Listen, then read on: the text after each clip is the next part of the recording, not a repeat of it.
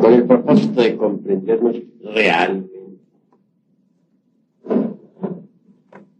Es claro que ustedes están aquí presentes para escucharme y yo estoy aquí para hablar. Pero es necesario que entre nosotros haya una verdadera comunión de almas, que nos propongamos inquirir por sí mismos, indagar,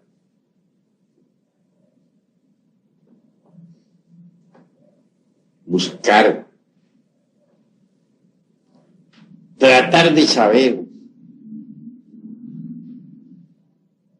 con el objetivo evidente de lograr una orientación en el camino de la autorrealización íntima del ser. Saber escuchar es muy difícil. Saber hablar es más fácil. Sucede que cuando se escucha, se necesita estar abierto a lo nuevo, con mente espontánea, libre de preconceptos, de prejuicios, etc. Mas sucede que el ego, el yo, el mí mismo, no sabe escuchar. Todo lo traduce a sus prejuicios. Todo lo interpreta de acuerdo con lo que tiene almacenado en el centro formativo. ¿Cuál es el centro formativo? La memoria. ¿Por qué se le llama centro formativo?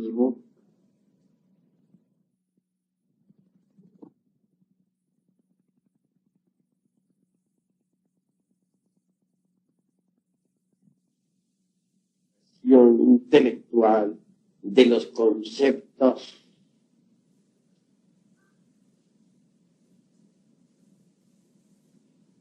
Entendido esto, sí hace urgente aprender a escuchar con mente nueva. No, repito, con lo que se tiene almacenado en la memoria. Después de este preámbulo, vamos a tratar de ponernos de acuerdo ustedes y yo sobre conceptos, ideas, etc. Ante todo, es urgente saber si el intelecto por sí mismo puede llevarlo alguna vez a uno a la experiencia de lo real.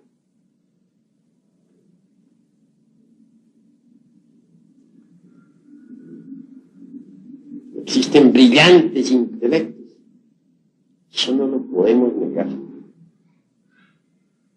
Pero estos nunca han experimentado eso que es la verdad.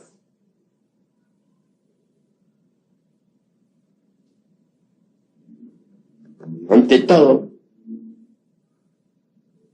no está de más saber que existen tres mentes en nosotros. A la primera podríamos denominarla mente sensual. A la segunda la consideramos como mente intermedia. Y la tercera es la mente interior. Pero pensemos un poco en lo que es esta mente sensual que todos usamos diariamente. No hay duda que elabora sus conceptos de contenido con los datos aportados por los 5 sentidos. Y con esos conceptos de contenido forma sus razonamientos. Mirad las cosas desde este ángulo. Es obvio que la razón subjetiva o sensual tiene por basamento las percepciones sensoriales externas. Si como único resorte de sus funcionalismos están exclusivamente los datos aportados por los 5 sentidos, indubitablemente no tendrá acceso totalmente a algo que se escape del círculo vicioso de las percepciones sensoriales externas. Eso es obvio. Nada podrá saber talmente sensual sobre lo real, sobre los misterios de la vida y de la muerte, sobre la verdad, sobre Dios, etc. Pues, ¿de dónde podría sacar talmente información? Si su única fuente de nutrición son los datos aportados por los sentidos. Obviamente no tiene con qué poder conocer lo real. Me viene en estos momentos a la memoria algo muy interesante.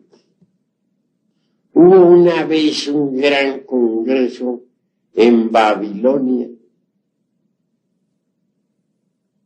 en la época de los esplendores egipcios. Vinieron gentes de Asiria, Egipto,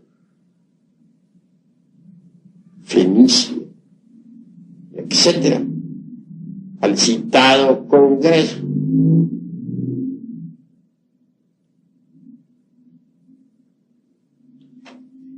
Es claro que el tema resultaba inquietante. Se quería saber, a base de puras discusiones analíticas, si el ser humano tenía o no alma.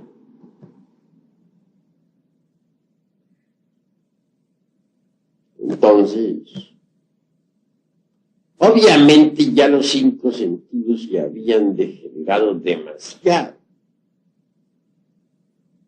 Solo así podemos explicarnos que las gentes escogieran ese tema como motivo de todo un congreso. En otros tiempos, un congreso así hubiera resultado ridículo. Nunca se le hubiera ocurrido a los lemures celebrar un congreso de este tipo. La gente del continente Mu le bastaba salirse del cuerpo y saber si tenía o no tenía algo. Lo hacían con una facilidad sorprendente. no estaban propiamente atrapados por el organismo físico, de manera que un tema de este tipo solamente podría ocurrirle a una humanidad ya involucionada, decadente, degenerada. Lo cierto fue que, tanto a favor como en contra de la cuestión alma, hubieron muchas discusiones. Al fin subió a la tribuna de la elocuencia un gran sabio, asirio. Ese hombre se había cultivado en Egipto. Había estudiado, pues, los misterios. Y habló con voz muy fuerte, diciendo: la razón nada puede saber sobre la verdad, sobre lo real, sobre el alma, sobre lo inmortal.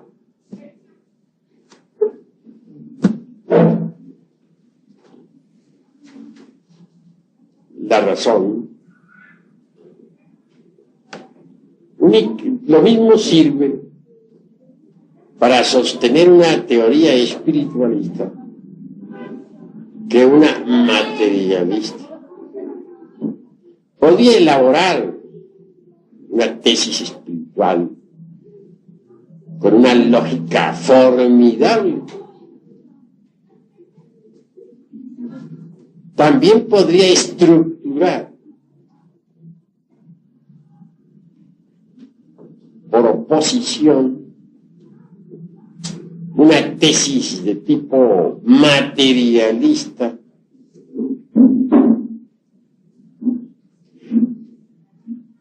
con una lógica de tipo similar. De manera pues que la razón subjetiva, sensualista, nutrida con los datos aportados por los 5 sentidos, da para todo. Puede fabricar cualquier tesis de tipo espiritualista o de tipo materialista. Entonces,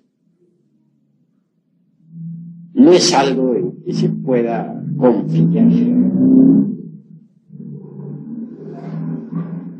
Existe un sentido diferente, es el sentido instintivo de la percepción de las verdades cósmicas.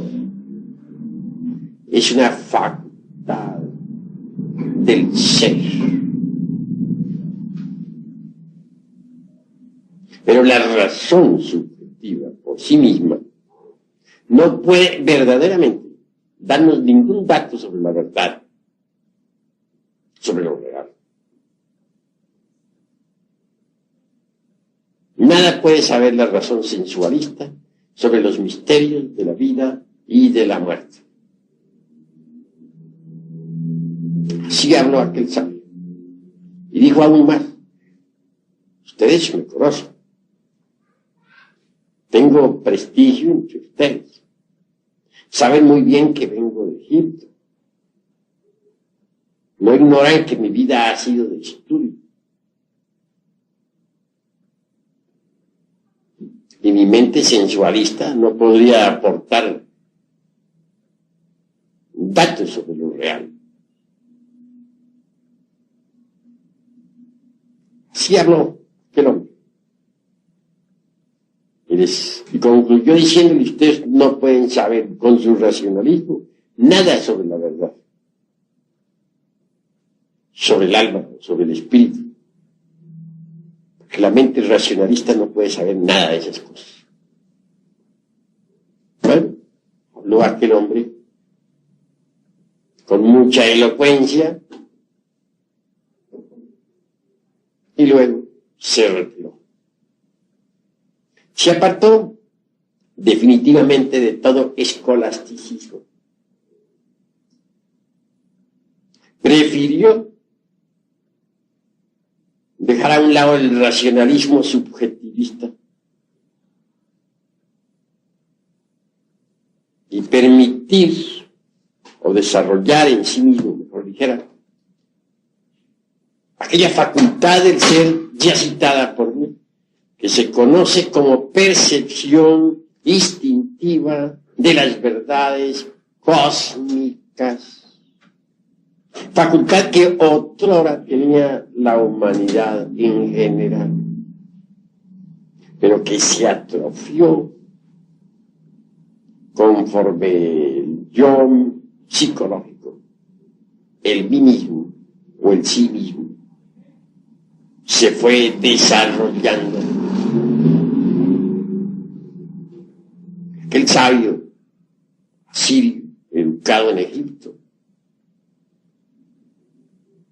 dicen que apartado de toda escuela, se fue pues a cultivar la tierra y a confiar exclusivamente en esa prodigiosa facultad del ser conocida como percepción instintiva de las verdades cósmicas. Pero vamos aún un poco más lejos. Hay una mente diferente a la mente sensual. Quiero referirme en forma enfática a la mente intermedia.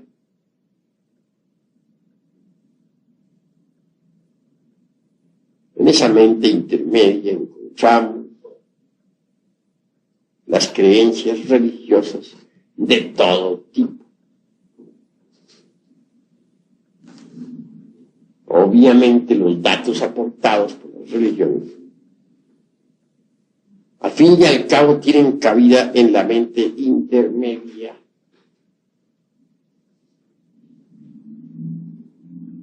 Y por último existe la mente interior.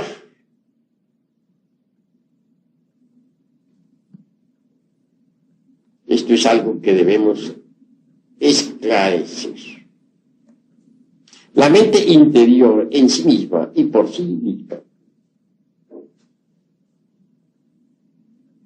funciona exclusivamente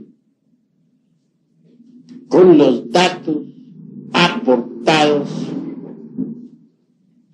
por la conciencia del ser.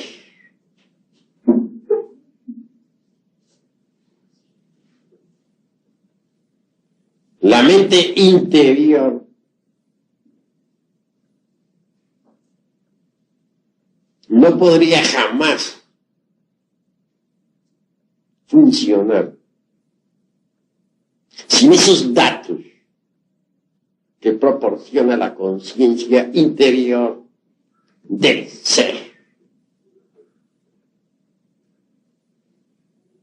He ahí las tres mentes.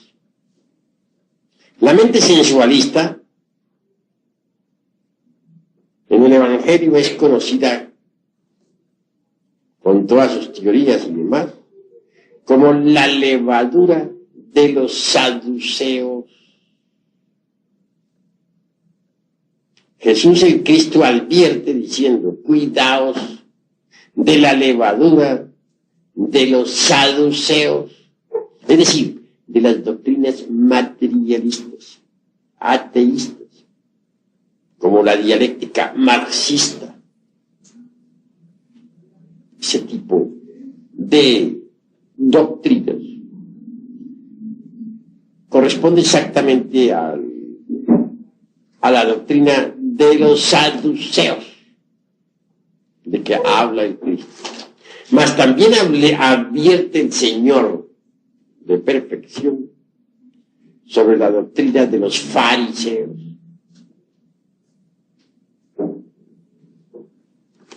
esa doctrina de los fariseos corresponde a la mente intermedia. ¿Quiénes son los fariseos? Son aquellos que asisten a sus templos o a sus escuelas, religiones, sectas, etc., para que todos los vean. Escuchan la palabra, pero no la hacen dentro de sí mismos. Son como el hombre que se mira en un espejo y da la espalda y se va. Únicamente asisten para que otros los vean. Pero nunca trabajan sobre sí mismos. Y eso es gravísimo. Tales gentes se contentan con las meras creencias. No les interesa la transformación íntima.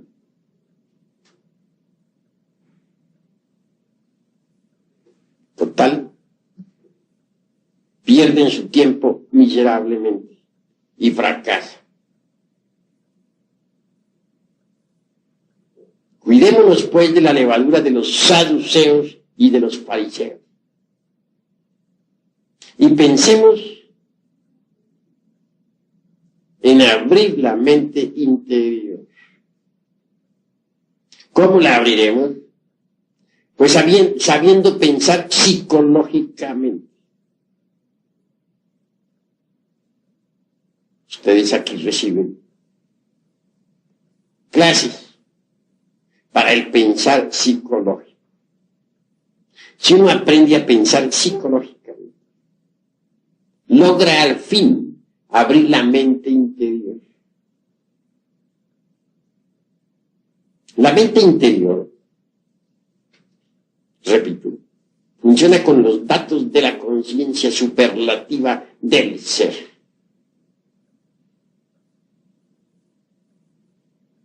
Entonces, experimenta, gracias a eso, la verdad de los diversos fenómenos de la naturaleza.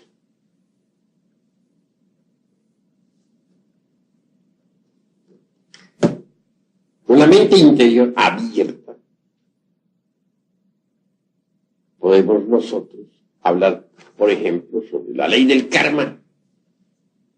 Ya no por lo que otros digan o dejen de decir, sino por experiencia directa. También con la mente interior abierta. Quedamos suficientemente preparados para hablar sobre la reencarnación o sobre la ley del eterno retorno de todas las cosas, o sobre la ley de la transmigración de las almas, etc. Pero repito, ya no basados en lo que leímos o en lo que escuchamos de algunos autores,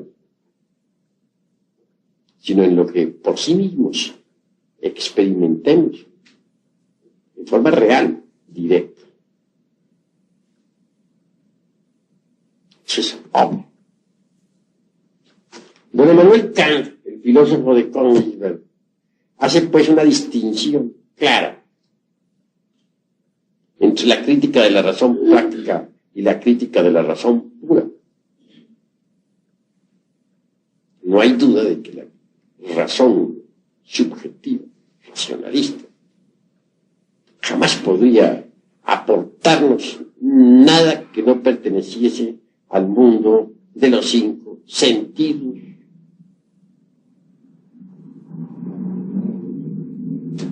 El intelecto por sí mismo es racionalista y subjetivo.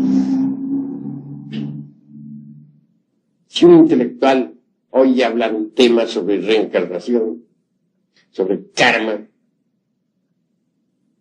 exigirá pruebas, demostraciones.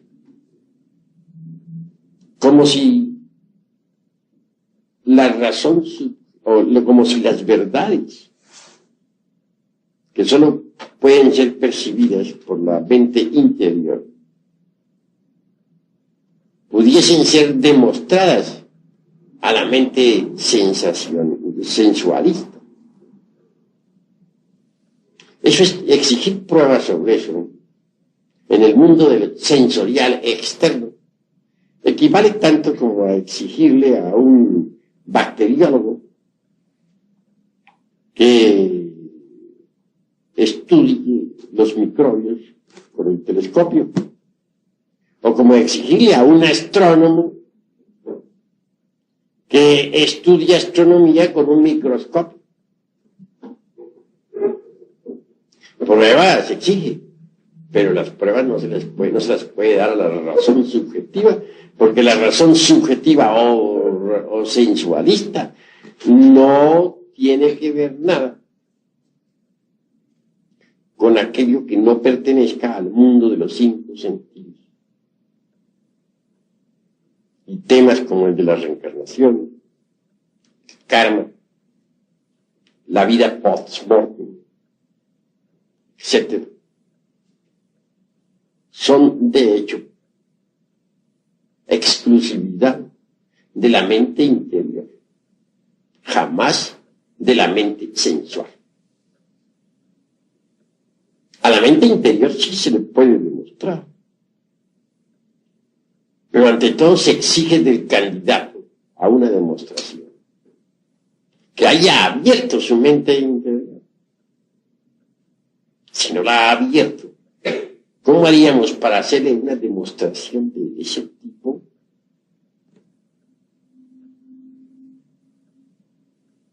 Obviamente aquello sería imposible, ¿verdad?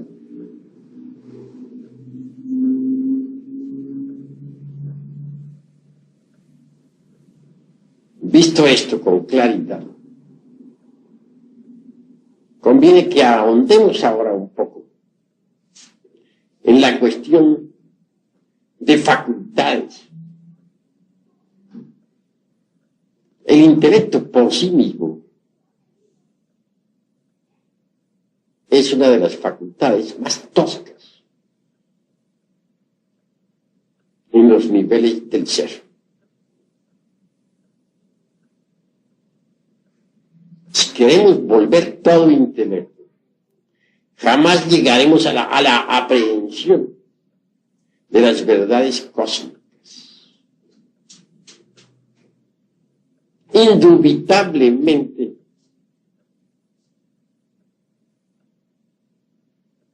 existe, más allá del intelecto, otra facultad de cognición. Quiero referirme esta vez en forma enfática a la imaginación. Mucho se ha subestimado a tal facultad. Algunos hasta la denominan despectivamente con el título de la loca de la casa. Título injusto, que si no fuera por la imaginación, no tendríamos esta grabadora, no existiría el automóvil, no existiría el ferrocarril, etc. El sabio que quiere hacer un invento deberá primero imaginárselo, luego plasmar su invento en el papel. El arquitecto que quiere hacer una casa tendrá primero que imaginarla y después la podrá trazar en el plano, de manera que la imaginación ha permitido crear todo invento. no es pues algo despreciable.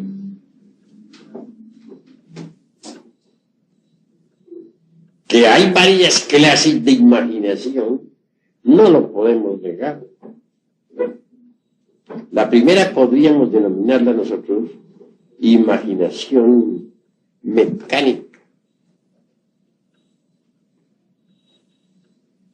Tal tipo de imaginación es la mismísima fantasía. Obviamente ella está constituida con los desechos de la memoria.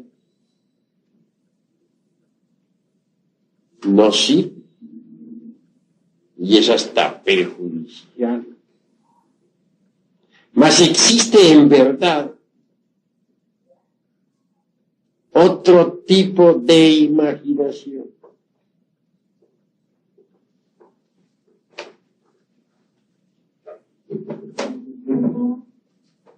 Esta es en realidad la imaginación intencional, o sea, la imaginación consciente.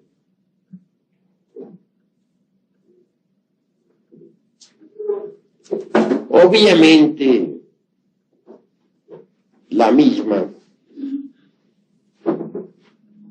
puede desarrollarse espléndidamente y darnos acceso al ultra de todas las cosas. La naturaleza misma posee imaginación. Eso.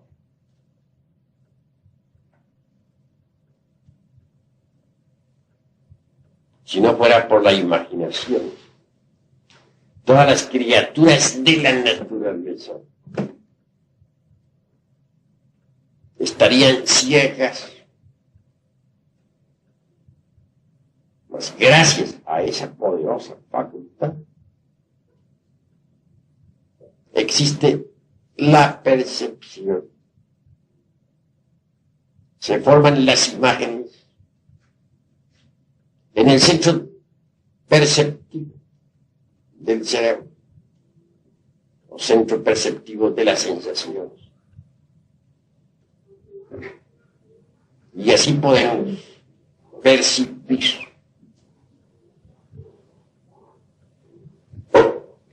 La imaginación creadora de la naturaleza ha dado origen a las múltiples formas existentes en todo lo que es.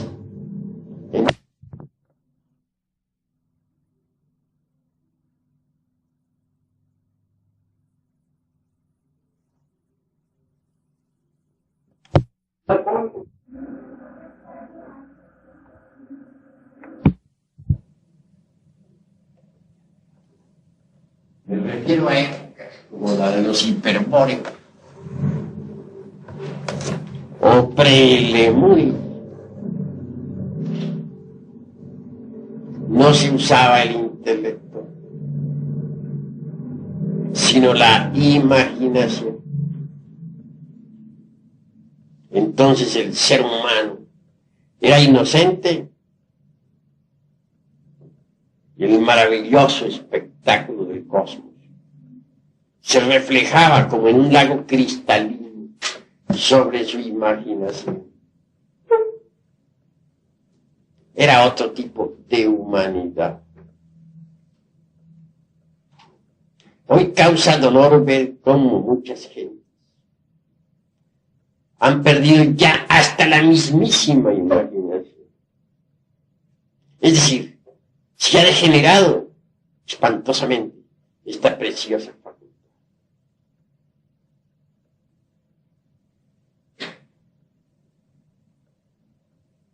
Es posible desarrollar la imaginación.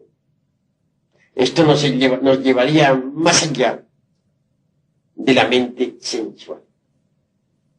Esto nos enseñaría a nosotros a pensar psicológicamente. Ya dijimos y repetimos que solo el pensar psicológico puede abrirnos las puertas de la mente interior.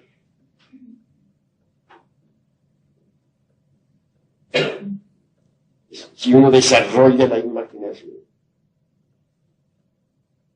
puede aprender a pensar psicológicamente. Imaginación, inspiración, intuición son los tres caminos obligatorios de la iniciación. Si nos quedamos nosotros embotellados exclusivamente en los funcionalismos místicos sensoriales del aparato intelectual, no será posible en modo alguno subir por los escalones de la imaginación, de la inspiración y de la intuición. No quiero decirles a ustedes que el intelecto no sirva. Lejos estoy de hacer tamaña afirmación. Lo que estoy es aclarando conceptos. Toda facultad dentro de su órbita es útil. Fuera de su órbita es inútil. Un planeta cualquiera es útil dentro de su órbita. Fuera de su órbita es inútil y catastrófico. Lo mismo son las facultades del ser humano. Tienen su órbita. Querer sacar a la razón de su órbita, a la razón sensualista, es absurdo. ¿Por qué caer en el escepticismo materialista? Muchas gentes. ¿A qué se debe que aún los estudiantes del pseudo-esoterismo, el pseudo-ocultismo, tan en boga en estos tiempos, estén luchando siempre contra las dudas?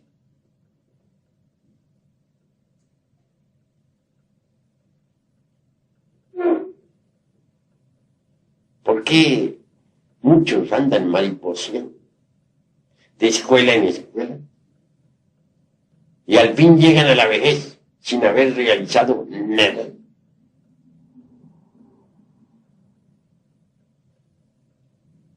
A través de la experiencia he podido observar que aquellos que se quedan embotellados en el intelecto fracasan. O aquellos que quieren comprobar con el intelecto las verdades que no son del intelecto, fracasan. Cometen estos el error de querer estudiar astronomía, hablando en forma simbólica, con el microscopio, o estudiar bacteriología con el telescopio. Dejemos a cada facultad en su lugar, en órbita. No la saquemos de su órbita. Necesitamos pensar psicológicamente. Y es obvio, debemos rechazar de plano la doctrina a levadura de los saduceos y de los fariseos y aprender a pensar psicológicamente. ¿No sería esto posible si continuáramos embotellados dentro del intelecto? Entonces más vale que empecemos a subir por la escala de la imaginación. Posteriormente pasaremos al segundo escalón, que es el de la inspiración. Y al fin llegaremos a la intuición. Pero veamos cómo se desarrolla la imaginación.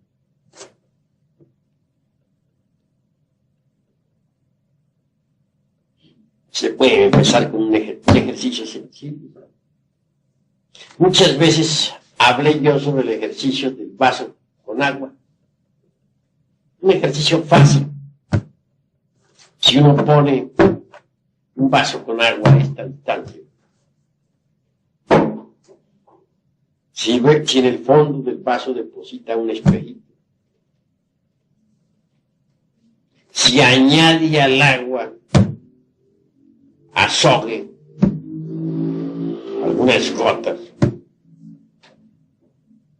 y si luego se concentra uno en el centro mismo del vaso y en todo el centro, es decir, sobre el agua, en forma tal que la vista atraviese el cristal, pues obviamente tendrá un ejercicio espléndido para el desarrollo de la imaginación. Tratará de ver en esa agua la luz astral. Sí, hará un gran esfuerzo por verla. En principio no verá nada, eso es obvio. Después de algún tiempo de ejercicio, verá el agua de colores. Comienza a percibir la luz astral. El sentido de autoobservación psicológica entra en actividad. Y mucho más tarde, si pasa un carro por la calle, por ejemplo, verá en el agua una cinta de luz. Y verá el carro caminando por esa cinta de luz. Esto indica que ya comienza a percibir con la facultad trascendental de la imaginación. Por último, llegará el día en que ya no necesitará para nada del vaso con agua para ver, sino que verá el aire de distintos colores, verá el aura de las gentes. Bien sabemos que cada persona carga un aura de luz a su alrededor. Esa aura tiene diversos colores. El escéptico lleva siempre una aura de color verde, verde brillante. El devoto lleva una aura de color azul. El amarillo revela mucho intelecto. El verde sucio, escepticismo. El gris, tristeza. El gris plomo, mucho egoísmo. El negro representa el odio. El rojo sucio, la lujuria, la fornicación. El rojo brillante, centelleante, la ira, etc. Obviamente, para llegar a ver así la aura de las gentes, pues hay que trabajar mucho. En este ejercicio habrá que trabajar por lo menos 3 años, 10 minutos diarios, sin dejar un solo día de trabajo. Obviamente, si tiene esa firmeza como para practicar ese ejercicio 10 minutos diarios, llega el momento en que tiene que desenvolverse en él la facultad de la imaginación, o clarividencia, que es otro término que le pondríamos al de la imaginación.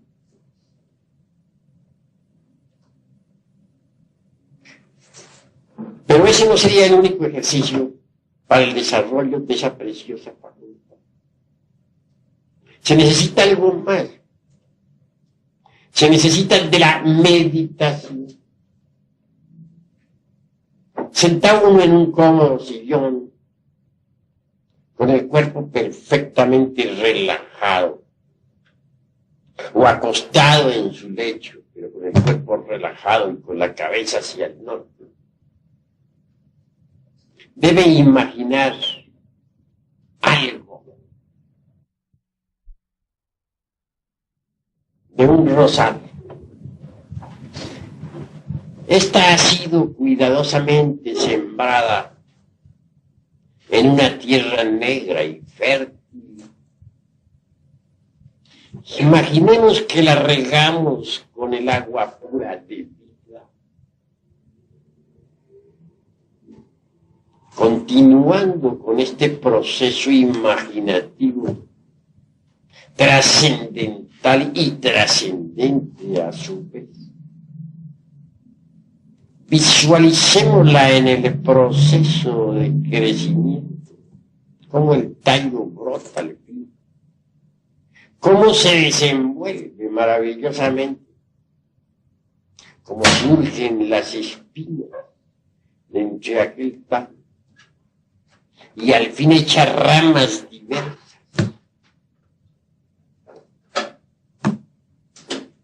Imaginemos cómo a su vez aquellas ramas se cubren de hojas, hasta que al fin aparece un capullo que se entreabre deliciosamente y es la rosa. En estado de manteiga, como dijeran los iniciados de Eleusis, hablando a lo griego, tal vez hasta a lo órfico, diríamos que conviene hasta sentir en sí mismos el aroma delicioso.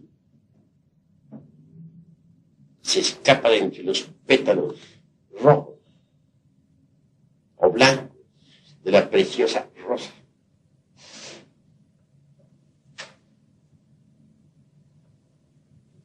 La segunda parte del trabajo imaginativo consistiría en visualizar con entera claridad meridiana el proceso del morir de todas las cosas. Bastaría imaginar cómo aquellos pétalos olorosos van cayendo poco a poco, marchitos y sin vida. Como aquellas ramas, otra fuerte, se convierten después de algún tiempo en un montón de leños. Y al fin llega el huracán, el viento, que arrastra a todas las hojas y a todos los leños. Es una meditación de fondo sobre el proceso del nacer y del morir de todas las cosas. Este ejercicio, practicado en forma asidua, diariamente, y es claro que a la larga vendrá a darnos la percepción interior profunda de aquello que podríamos denominar mundo astral.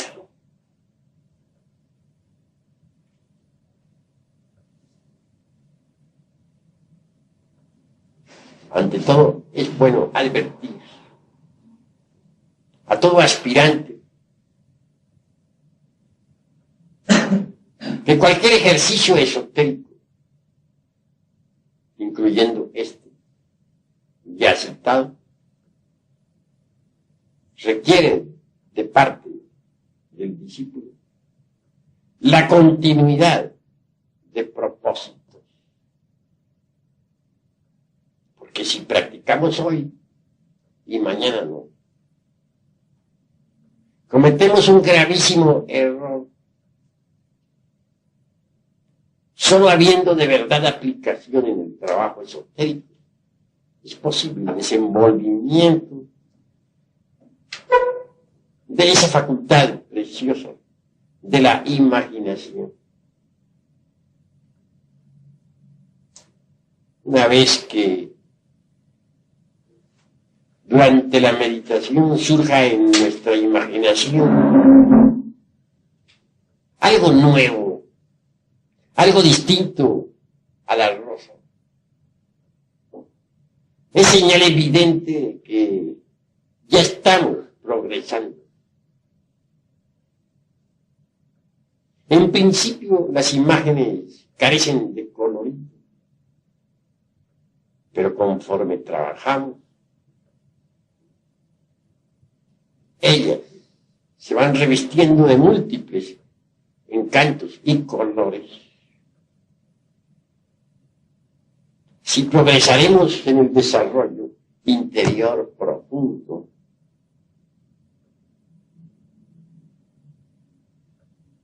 un paso más avanzado en esta cuestión nos llevaría a la recordación de nuestra vida y de nuestras vidas anteriores.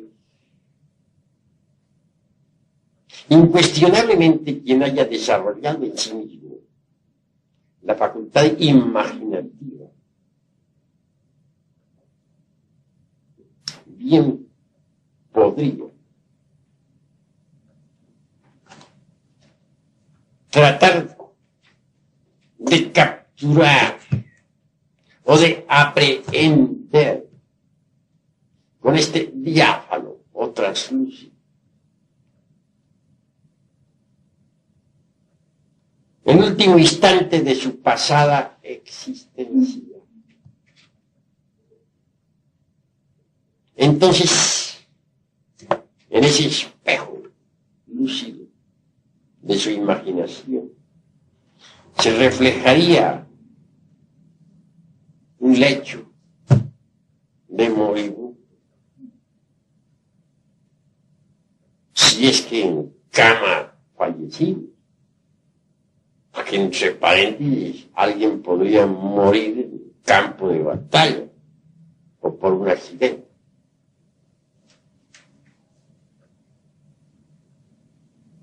Sería interesante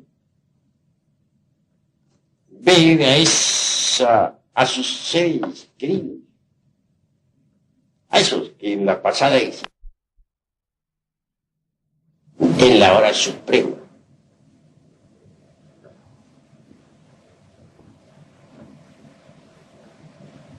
continuando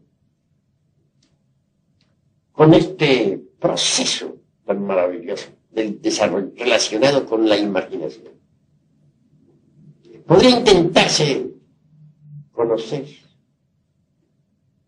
ya no solamente el último instante de su vida anterior, sino el penúltimo, el trasantepenúltimo, los últimos años, los penúltimos, de la juventud, la adolescencia, la niñez. Y así venir a recapitular preciosamente toda la vida pasada. Similarmente, esto, llevado más lejos,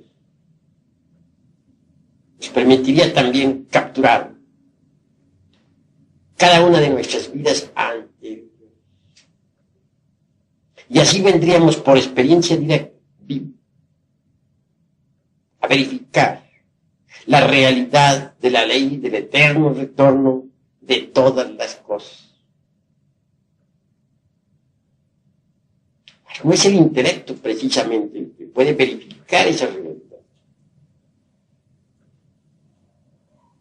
Con el intelecto podemos discutir tal tema, o afirmarlo, o negarlo, pero eso no es verificación.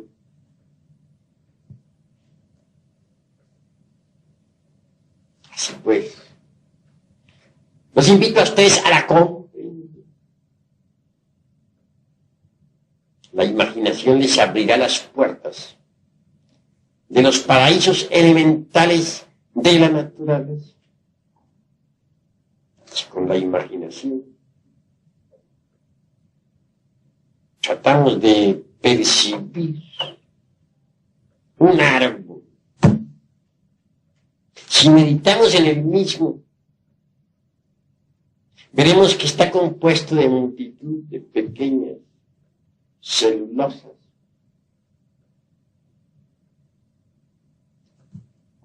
Percibiremos su fisiología, sus raíces,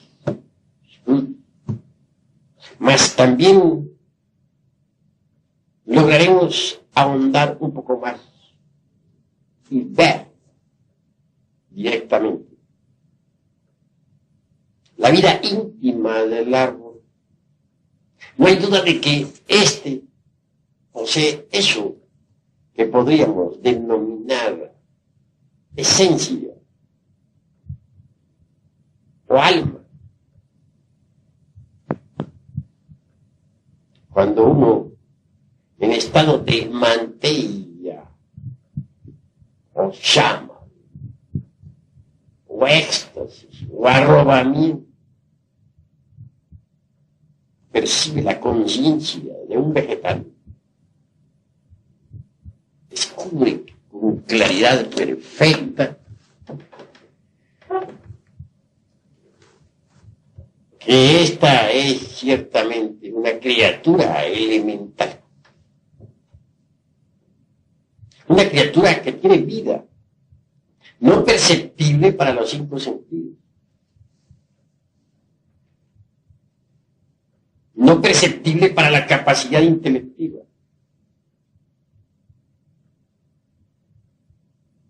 excluida completamente del terreno místico sensorial,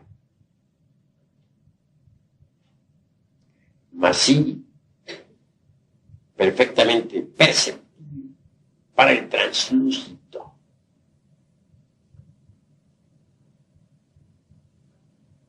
Interesante, resulta que en pasos posteriores se puede llegar a conversar, a platicar con ese elemental.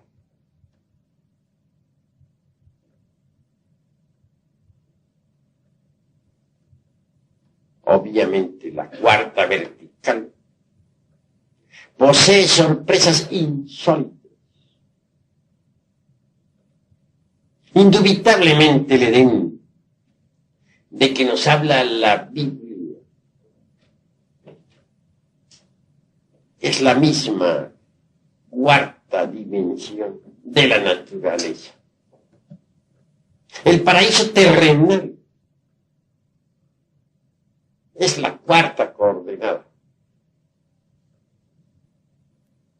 Los campos elíseos, la tierra prometida, donde los ríos de agua pura de vida manan leche y miel. Es precisamente la cuarta dimensión de nuestro planeta Tierra. La imaginación creadora es translúcido, el espejo mirífico del alma, bien desarrollado con eficiencia idónea,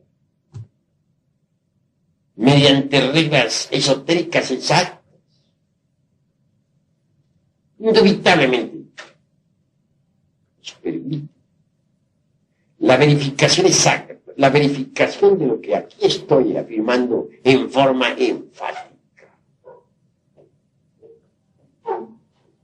Pues, yo les invito a ustedes claramente al análisis superlativo de todo esto. Yo les invito a el desarrollo de esa facultad cognoscitiva, conocida siempre como imaginación. Es una facultad extraordinaria.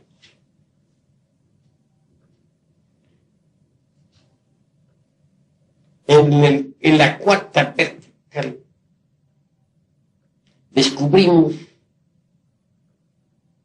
templos extraordinarios. Y es que la vida elemental está clasificada por el logos.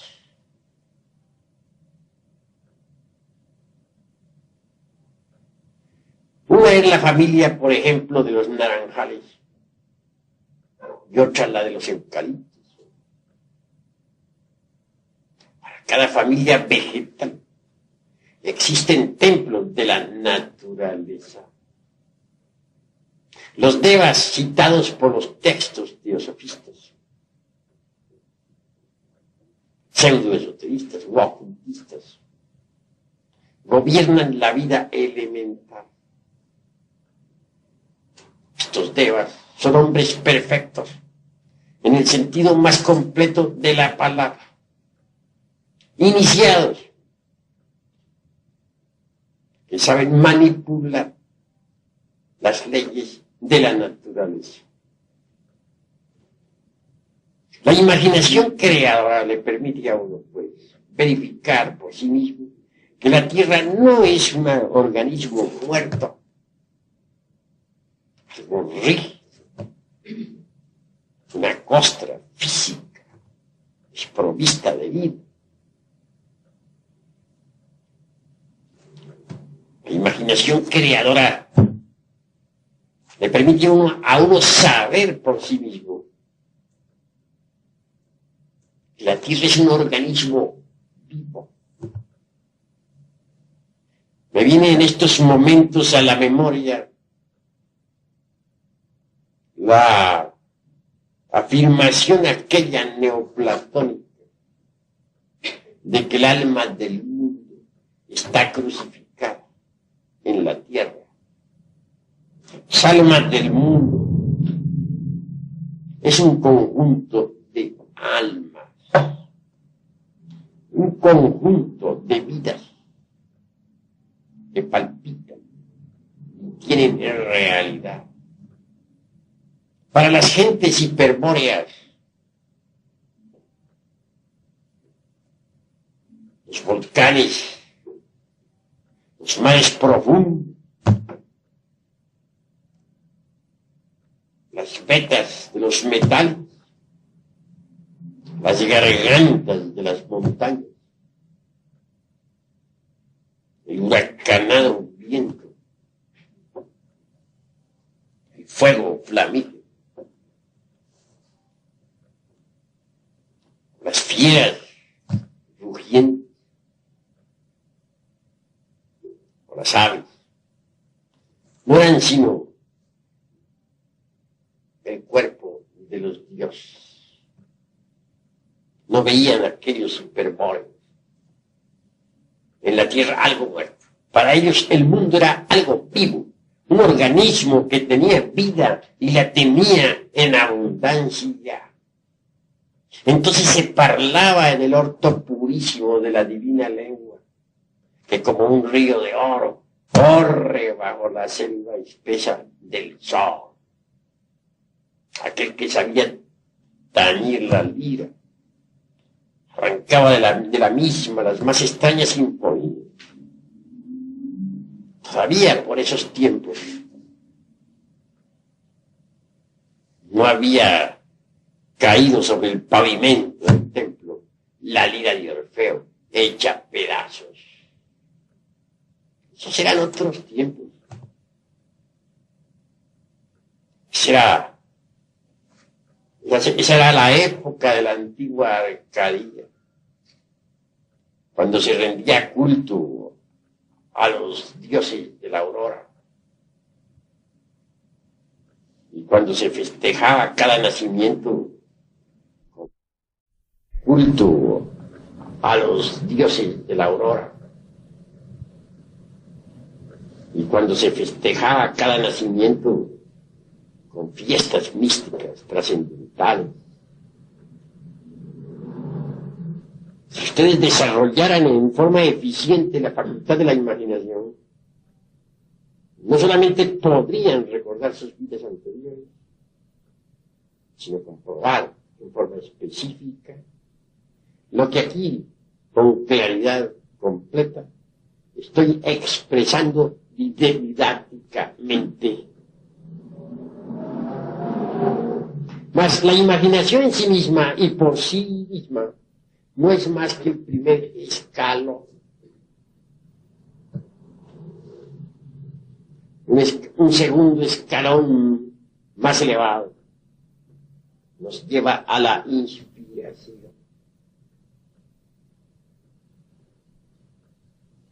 La facultad de la inspiración nos permite platicar cara a cara con toda partícula de vida elemental. La facultad de la inspiración nos permite sentir de nosotros mismos el palpitar de cada corazón.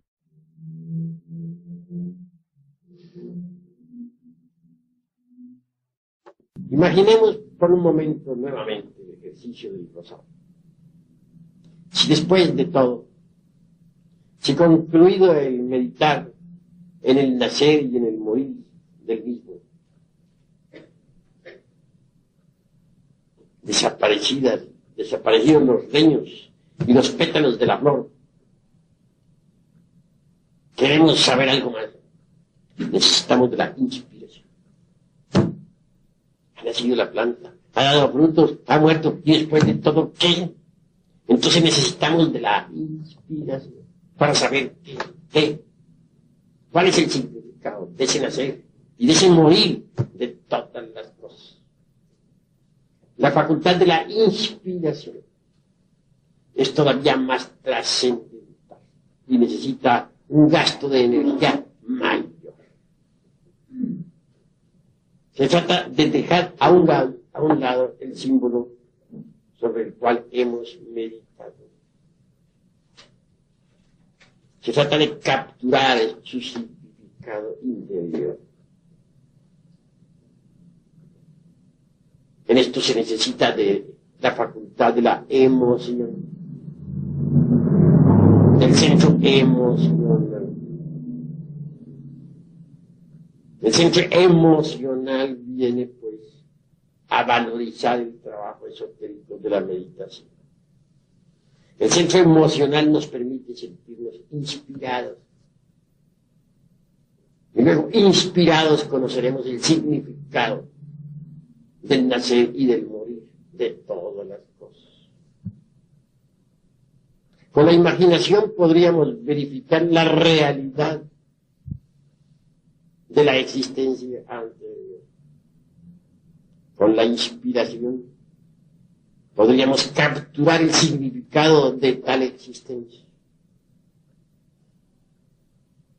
su motivo, su causa, su porqué.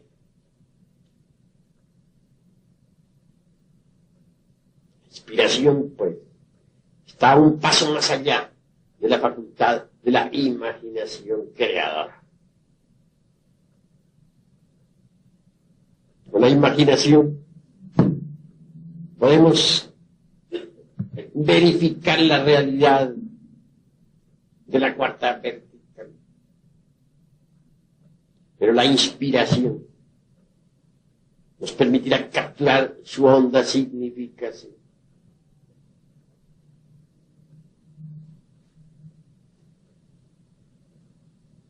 Por último, más allá de la facultad de la imaginación y de la inspiración, tenemos que llegar nosotros a las cimas de la intuición.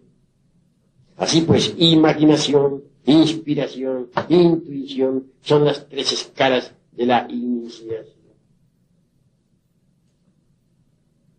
La intuición es algo diferente.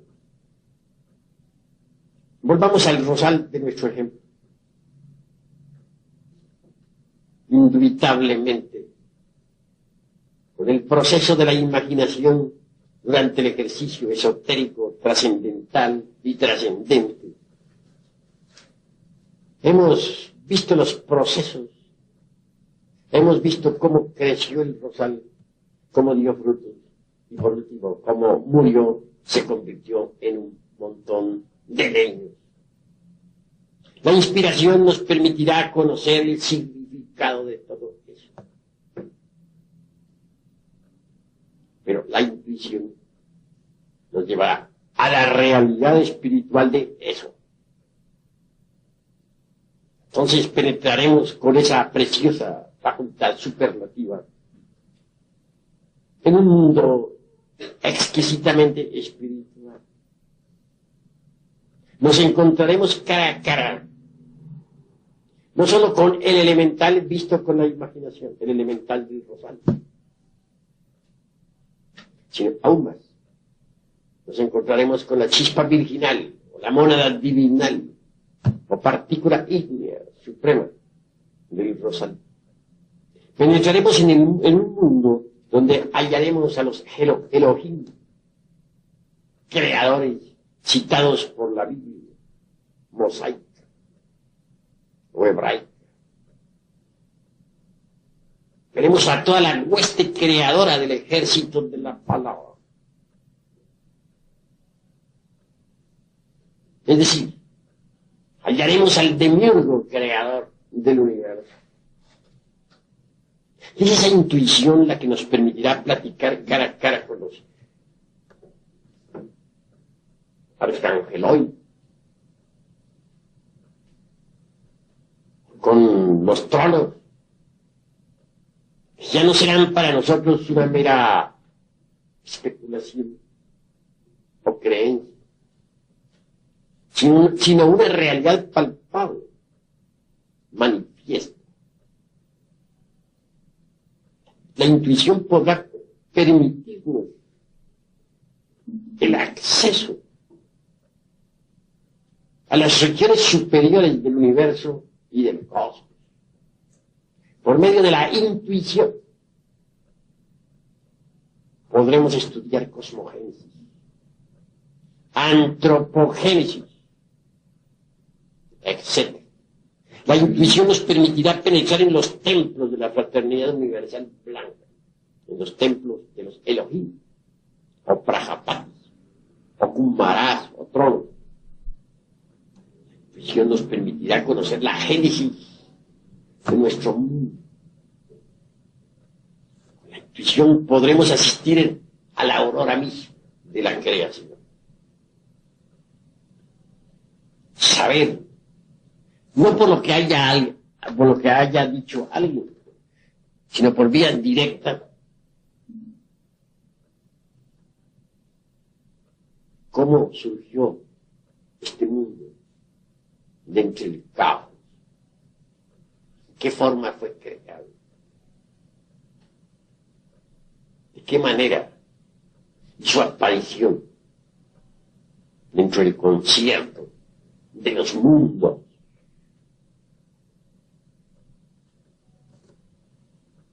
La intuición, pues, nos permitirá saber ya, de forma específica y directa, lo que no saben los brillantes intelectos de la época. Pues existen muchísimas teorías en relación con el mundo, con el universo, con el cosmos. Y estas pasan de moda constantemente, como los remedios de farmacia, como las modas de las damas o de los caballeros. A una teoría le sigue otra, y a otra. Y al cabo el intelecto no hace sino especular y fantasear a lo lindo, sin poder experimentar jamás lo real. Pero la intuición permite a uno conocer lo real. Es una facultad cognitiva trascendental. Grandioso es poder asistir al espectáculo del universo, sentirse uno por un momento aparte de la creación, mirar el mundo como si este fuese un teatro y uno un espectador. Evidenciados como un cometa sale del caos, surge pues del no ser, es el real ser, cualquier unidad cósmica, etc. Es la intuición la que le permite uno saber que la Tierra existe por el karma de los dioses, porque si no, no existiría. Es la intuición la que le permite uno verificar el crudo realismo karma. Ciertamente, aquellos Elohim, Prajapatis o ángeles, en su conjunto constituyen lo divinal, actuaron en un pasado ciclo de manifestación, mucho antes de que la Tierra y el sistema solar hubieran surgido a la existencia. Veamos un caso muy simpático. Mucho se discute sobre la luna. Piensan muchas gentes de que este es un pedazo de tierra lanzado por la fuerza centrífuga del universo al espacio. Algo así como quien dispara un cohete atómico. Mas la intuición le permite a uno verificar las cosas en forma completamente diferente. La intuición le permite a uno saber que la luna es muchísimo más antigua que la Tierra. Por algo es que nuestros antepasados de Anáhuac decían la abuela luna. Ella es obviamente nuestra abuela. Ella es la madre de la tierra, y la tierra es la madre de nosotros, total es nuestra abuela. Conceptos sabios de Anáhuac.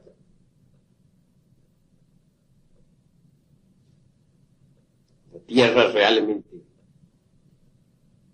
surgió mucho más tarde, en el devenir de los siglos. La luna fue un mundo rico en el pasado.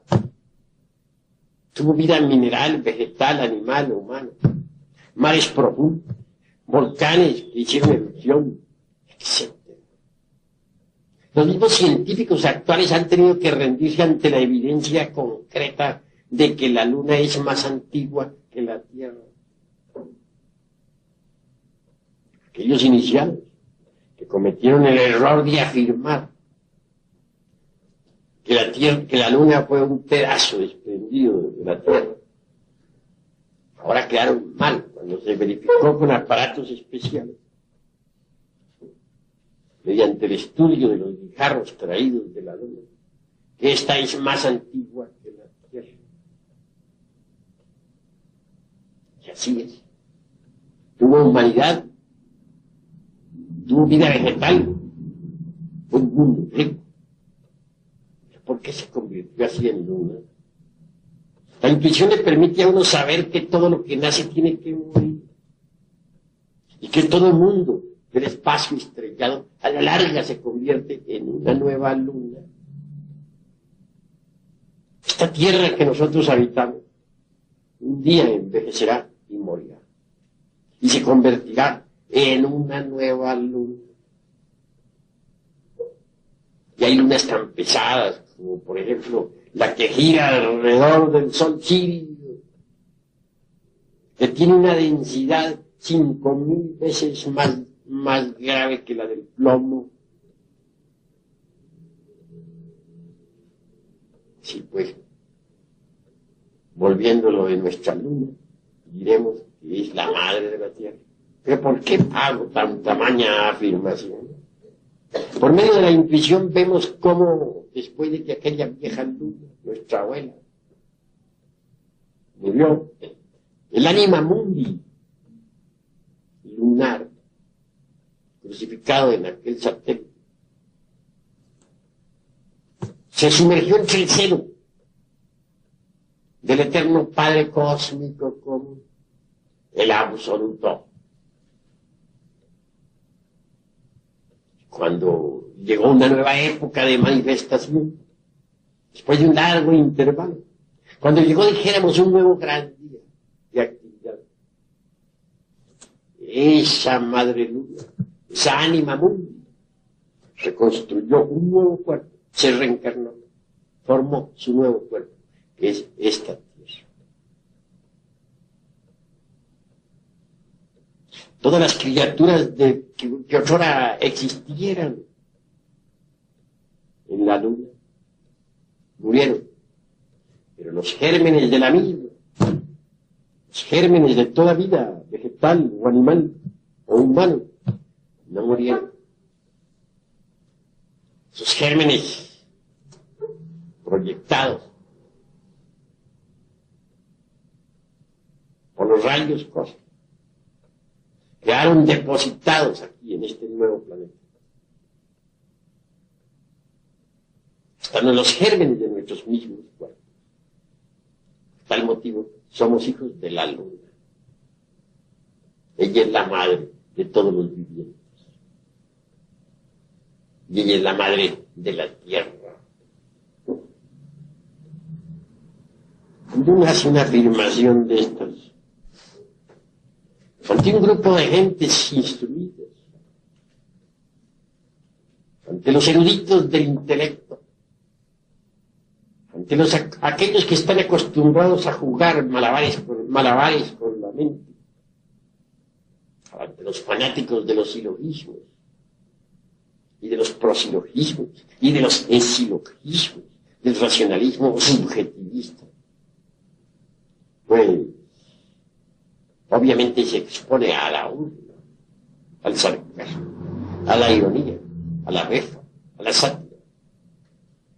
Porque esto no puede ser admitido jamás por el racionalismo subjetivista del intelecto. Esto que estoy diciendo solamente puede ser aceptable a la intuición. Si ustedes quieren algún día llegar de verdad a la iluminación, a la percepción de lo real, al conocimiento completo de los misterios de la vida y de la muerte, necesitarán subir incuestionablemente por la gradería maravillosa de la imaginación, de la inspiración y de la intuición. Menos racionalismo jamás podría llevarnos a ustedes a estas experiencias íntimas profundas. No, en modo alguno nos pronunciaríamos nosotros contra el intelecto. Lo que queremos es especificar funciones. Y eso no es un delito. Indubitablemente el intelecto es útil dentro de su órbita. Fuera de órbita, repito lo que ya dije al empezar esta plática, que resulta inútil. Pero si nosotros nos fanatizamos con el intelecto y de plano nos negamos a querer subir por los escalones de la imaginación, jamás llegaríamos indubitablemente a pensar psicológicamente.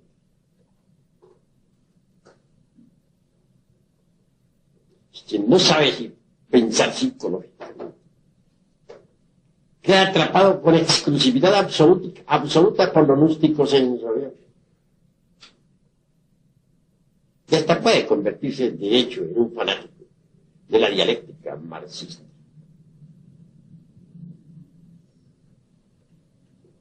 Solo el pensar psicológico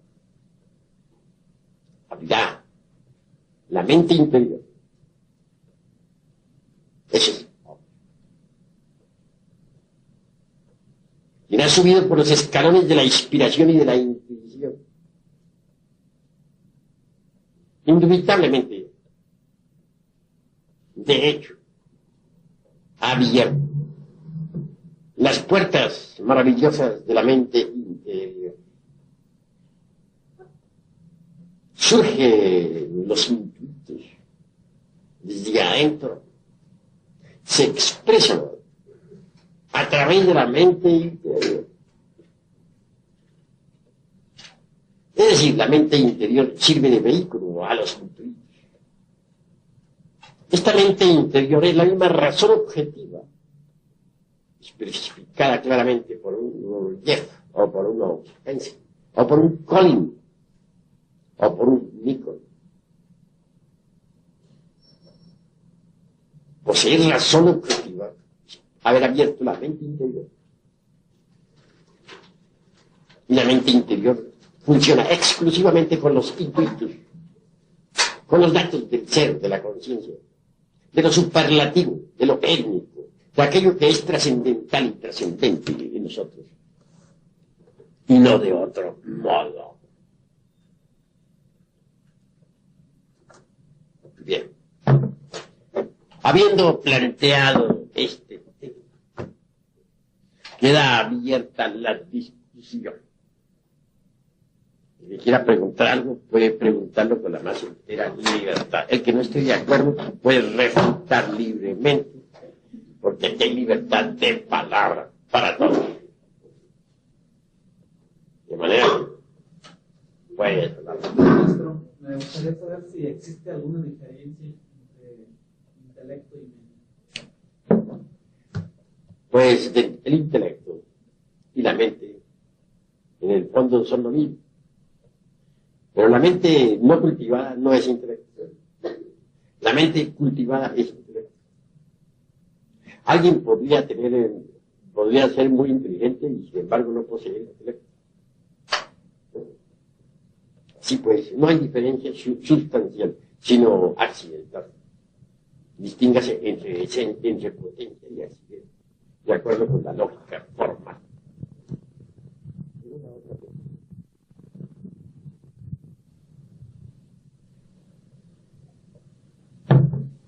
A ver, todos quieren, no teman, pregunten, para que vayamos nosotros aclarando puntos. A ver, toma la palabra ya. Quisiera saber qué es la transmutación de salud. Bueno, con mucho gusto, pero nos hemos salido del tema.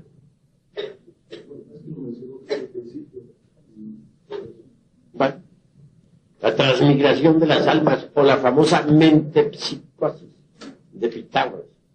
Precisamente en este momento que tú haces esa pregunta, me viene a la memoria un caso interesante. Algún día por esas calles de Atenas ladró un perro. No solamente ladró, sino chilló también. Y aulló. Bueno, lo cierto fue que Pitágoras andaba por ahí junto con sus discípulos. Enojado, uno de sus discípulos le dio de patadas al pobre can. Entonces el sabio les reprendió, diciendo: